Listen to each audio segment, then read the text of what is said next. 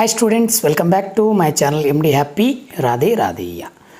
ಶಾಲಾ ಶಿಕ್ಷಣ ಇಲಾಖೆ ಪದವಿ ಪೂರ್ವ ದ್ವಿತೀಯ PUC ರಾಜ್ಯಶಾಸ್ತ್ರ ಘಟಕ ಪರೀಕ್ಷೆ 1.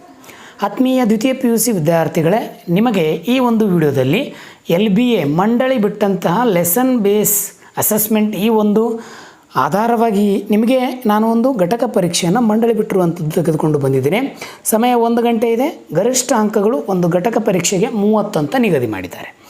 ಅಧ್ಯಾಯ ಚುನಾವಣೆಗಳು ಮತ್ತು ಭಾರತದಲ್ಲಿ ಪಕ್ಷ ಪದ್ಧತಿ ಈ ಒಂದು ಅಧ್ಯಾಯ 2ರಲ್ಲಿ ಸಂಬಂಧಪಟ್ಟಂಥ ಒಂದು ಘಟಕ ಪರೀಕ್ಷೆಯನ್ನು ಇಲ್ಲಿ ದ್ವಿತೀಯ PUC ವಿದ್ಯಾರ್ಥಿಗಳಿಗೆ ಕೊಟ್ಟಿರುವಂಥದ್ದು. ಪ್ರಮುಖವಾಗಿ ನೀವೇನು ಗಮನಿಸುವಂಥದ್ದು ಅಂತಂದರೆ, ಇಲ್ಲಿ ಆಲ್ರೆಡಿ ಪ್ರಥಮ PUCಯನ್ನು ಓದಿರ್ತೀರಿ, ನಿಮಗೆಲ್ಲ ಸೂಚನೆಗಳು ಗಮನದಲ್ಲಿರ್ತವೆ. ನನ್ನದೊಂದು ಸಣ್ಣ ರಿಕ್ವೆಸ್ಟು, ಈ ವಿಡಿಯೋಗಳನ್ನು ಗಮನಿಸ್ತಾ ಇದ್ದೀರಿ ಅಂತಂದರೆ ದಯವಿಟ್ಟು ಪ್ರಥಮವಾಗಿ ನಮ್ಮ ಚಾನಲ್ಗೆ ಏನಾದರೂ ವಿಸಿಟ್ ಮಾಡಿದರೆ ನಮ್ಮ ಚಾನಲ್ನ ದಯವಿಟ್ಟು ಸಬ್ಸ್ಕ್ರೈಬ್ ಮಾಡಿ. ನೀವು ಮಾಡುವಂಥ ಸಬ್ಸ್ಕ್ರೈಬರಿಂದ ನಮಗೆ ಭಾಳಷ್ಟು ಖುಷಿ ಮತ್ತು ಇನ್ನಷ್ಟು ಉತ್ಸಾಹ ಬರ್ತದೆ ಅಂತ ಹೇಳ್ತೀನಿ.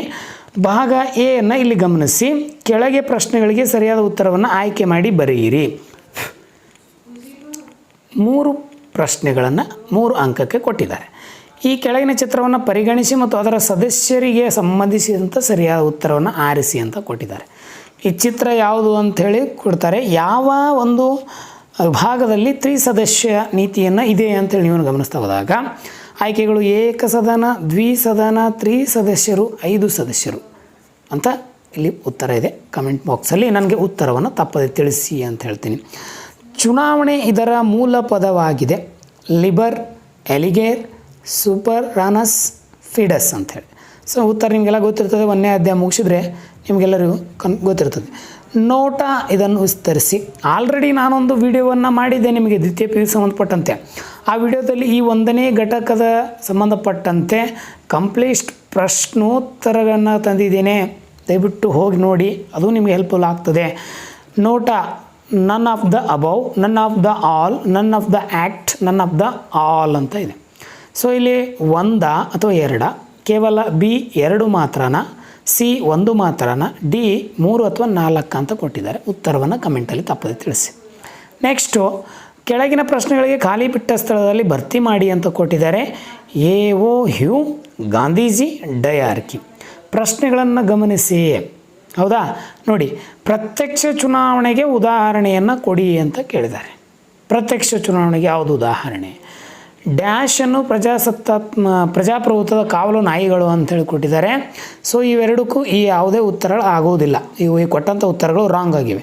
ಹಾಗಾಗಿ ನೀವು ಕಮೆಂಟ್ ಮೂಲಕ 2 ಪ್ರಶ್ನೆಗೆ ಉತ್ತರವನ್ನು ತಿಳಿಸಿ. ಹೌದಾ? ಉತ್ತರಗಳನ್ನು ತಿಳಿಸಿ. ನಿಮಗೆ ಆಮೇಲೆ ನಾನು ಹೇಳ್ತೀನಿ ಯಾವುದು ಉತ್ತರ ಅಂತೇಳಿ. ನೆಕ್ಸ್ಟ್ ವಿಡಿಯೋದಲ್ಲಿ ಈ ವಿಡಿಯೋ ಬರುತ್ತೆ.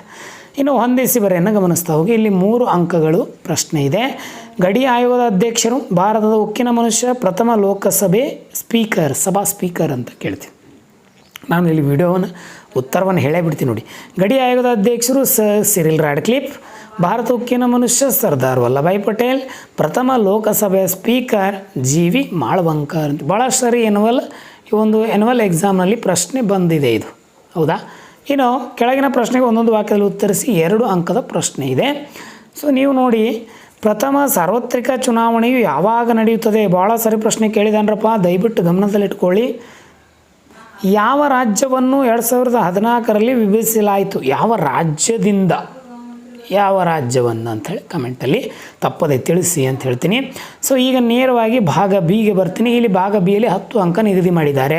ಒಟ್ಟು 30 ಅಂಕದ ಪ್ರಶ್ನೆ ಪತ್ರಿಕೆ ಇದೆ. ಯಾವ ರೀತಿ ಅದನ್ನು ಒಡೆದು ಹಾಕಿದ್ದಾರೆ ಅನ್ನೋದನ್ನು ಗಮನಿಸ್ತೇವೆ. ಈ ಕೆಳಗಿನ ಯಾವುದಾದ್ರೂ 5 ಪ್ರಶ್ನೆಗೆ ಪ್ರತಿಯೊಂದಕ್ಕೂ 2 ರಿಂದ 3 ವಾಕ್ಯದಲ್ಲಿ ಉತ್ತರಿಸಿ. ಪೂನಾ ಒಪ್ಪಂದವು ಯಾರ ನಡುವೆ ನಡೆಯಿತು? ಎಲ್ಲದಕ್ಕೂ ಉತ್ತರವನ್ನು ಆ ವಿಡಿಯೋದಲ್ಲಿ ಕೊಟ್ಟಿದ್ದೀನಿ. ದಯವಿಟ್ಟು ಆ ವಿಡಿಯೋ ಹೋಗಿ ನೋಡಿ ಗಮನಿಸಿ.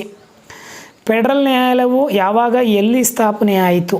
ಆಲ್ರೆಡಿ ಕ್ವಶನ್ ಪೇಪರನ್ನು ನಾನು ಆಲ್ರೆಡಿ ಪ್ರಶ್ನೋತ್ತರ ಬಿಟ್ಟಿನಿ, ಅದನ್ನು ಎಲ್ಲಿದೆ. ಬಾಂಬೆಯನ್ನು ಎಷ್ಟು ರಾಜ್ಯಗಳಿಗೆ ವಿಂಗಡಿಸಲಾಯಿತು? ಇದನ್ನೂ ಕೊಟ್ಟಿದ್ದೀನಿ. ಪಂಜಾಬನ್ನು ಎಷ್ಟು ರಾಜ್ಯಗಳಿಗೆ ವಿಂಗಡಿಸಲಾಯಿತು? ಈ 2 ಪ್ರಶ್ನೆಗಳು ಅಲ್ಲಿದೆ. ದಯವಿಟ್ಟು ಹೋಗಿ ನೋಡ್ಕೊಳ್ಳಿ. 1935ರ ಭಾರತ ಸರ್ಕಾರ ಕಾಯ್ದೆಯಲ್ಲಿ ಎಷ್ಟು ವಿಧಿಗಳು, ಶೆಡ್ಯೂಲ್ಗಳಿವೆ? ಇದನ್ನು ಕೊಟ್ಟಿದ್ದೀನಿ. ಇನ್ನು ಪ್ಯಾರಾಮೌಂಟ್ಸ್ ಎಂದರೇನು? ಇದರ ಅರ್ಥವನ್ನು ಬರೀರಿ ಅಂತ ಹೇಳಿದ್ದಾರೆ. ಭಾಷೆಯ ಆಧಾರದ ಮೇಲೆ ಪ್ರಥಮವಾಗಿ ರಚಿತವಾದ ರಾಜ್ಯ ಯಾವುದು ಮತ್ತು ಯಾವಾಗ ರಚನೆ ಆಯಿತು? ನೀವೆಲ್ಲ ಇವುಗಳನ್ನು ಓದ್ತಾ ಇರಬೇಕು. ಯಾಕಂತಂದರೆ ನಾಳೆ ಕಾಂಪಿಟೇಟಿವ್ ಜಗತ್ತಿರ್ತದೆ. ನಿಮಗೆ ರಾಜ್ಯಶಾಸ್ತ್ರ ಅಷ್ಟೊಂದು ಸುಲಭವಾಗಿರುವಂಥ ವಿಷಯ ಅಲ್ಲ. ಯಾಕಂದರೆ ರಾಜ್ಯದ ಬಗ್ಗೆ, ರಾಷ್ಟ್ರದ ಬಗ್ಗೆ, ರಾಜತಾಂತ್ರಿಕದ ಬಗ್ಗೆ ತಿಳ್ಕೊಳ್ಳೋದ್ರಿಂದ ಇದರ ಮಾಹಿತಿ ಬೇಕಾಗ್ತದೆ.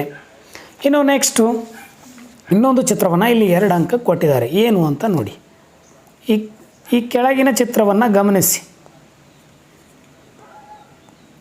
ಅದರ ಅರ್ಥವನ್ನು ಬರೀರಿ ಅಂತ ಕೊಟ್ಟಿದ್ದಾರೆ. ಚಿತ್ರ ಎಲ್ಲಿದಿದು ನಿಮಗೆಲ್ಲ ಗೊತ್ತಿರ್ತದೆ, ನೋಡಿದರೆ ಹೇಳಿ, ಇಲ್ಲಾಂದರೆ ನೆಕ್ಸ್ಟ್ ವಿಡಿಯೋದಲ್ಲಿ ನಾನು ಕೊಡ್ತೀನಿ, ಡೋಂಟ್ ವರಿ. ಭಾಗ ಸಿಗೆ ಹೋಗೋಣ. ಇಲ್ಲಿ ಭಾಗ ಸಿಯಲ್ಲಿ 10 ಅಂಕ ನಿಗದಿ ಮಾಡಿದರೆ 2 ಪ್ರಶ್ನೆಗಳಿಗೆ 15ರಿಂದ 20. ಯಾಕಂದರೆ 10 ಅಂಕದ ಪ್ರಶ್ನೆ ಯಾವುದೂ ಇಲ್ಲ ಇಲ್ಲಿ ಈ ಭಾಗದ ಮೇಲೆ ಅಂತ ಅರ್ಥ. ಎನ್ನುವಲ್ ಎಕ್ಸಾಮ್ನು ಕೇಳೋದಿಲ್ಲ, ನೆನಪಿರಲಿ. ಮಧ್ಯಂತರ ಸರ್ಕಾರ ಕುರಿತು ಟಿಪ್ಪಣಿ ಬರೆಯಿರಿ. ನೋಡಿರಿ, ಮಧ್ಯಂತರ ಸರ್ಕಾರ ಕುರಿತು ಟಿಪ್ಪಣಿ ಬರೀರಿ ಅಂತ ಹೇಳ್ತಾರೆ.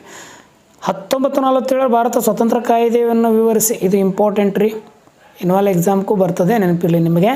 ಜುನಾಗಢ, ಹೈದರಾಬಾದ್ ಮತ್ತು ಕಾಶ್ಮೀರದ ವಿಲೀನವನ್ನು ವಿವರಿಸಿ ಅಂತ ಕೊಡ್ತಾರೆ. ಈ 3ನ್ನು ವಿಲೀನಗೊಳಿಸಿದ್ರು ಯಾರು ಅಂತೇಳಿ ಕಮೆಂಟ್ ಮೂಲಕ ತಿಳಿಸಿ. ಭಾರತದ ರಾಜ್ಯಗಳು ಮತ್ತು ಕೇಂದ್ರಾಡಳಿತ ಪ್ರದೇಶ ಎಲ್ಲವನ್ನು ಕೊಟ್ಟಿದ್ದೀನಿ ರೀ ಆ ವಿಡಿಯೋದಲ್ಲಿ. ನಿಮಗೆ ಈ ಒಂದು ಪ್ಲೇಲಿಸ್ಟಲ್ಲಿ ಆ ವಿಡಿಯೋ ಇದೆ, ದಯವಿಟ್ಟು ಹೋಗಿ ನೋಡ್ಕೊಳ್ಳಿ. ಹೌದಾ? ಸೊ ಇದು ನಿಮಗೆ 2026 ಮತ್ತು 27ನೇ ಸಾಲಿನ ಏನೊಂದು LB ಆಧಾರವಾಗಿಟ್ಟುಕೊಂಡು ಮಂಡಳಿ ಬಿಟ್ಟಂಥ ಒಂದು ಘಟಕ ಪರೀಕ್ಷೆ. ಇದರ ಪ್ರಶ್ನೋತ್ತರಗಳು ಸಹ ನಾನು ಪ್ಲೇಲಿಸ್ಟಲ್ಲಿ ಕೊಟ್ಟಿದ್ದೀನಿ, ಆ ವಿಡಿಯೋನ ಗಮನಿಸಿ ಅಂತ ಹೇಳ್ತೀನಿ. ಸೊ ವಿಡಿಯೋ ಇಷ್ಟ ಆದರೆ ಒಂದು ಲೈಕ್ ಮಾಡಿ, ನಿಮ್ಮ ಸ್ನೇಹಿತರಿಗೆ ಶೇರ್ ಮಾಡಿ, ತಪ್ಪದೇ ಕಮೆಂಟ್ ಬಾಕ್ಸಲ್ಲಿ ರಾಧೆ ರಾಧೆ ಅಂತ ತಿಳಿಸಿ ಅಂತ ಹೇಳ್ತಾ ವಿಡಿಯೋನ ಇಲ್ಲಿಯೇ ಕೊನೆಗೊಳಿಸ್ತೀನಿ. ಎಲ್ಲರಿಗೂ ಧನ್ಯವಾದಗಳು. ರಾಧೆ ರಾಧೇಯ.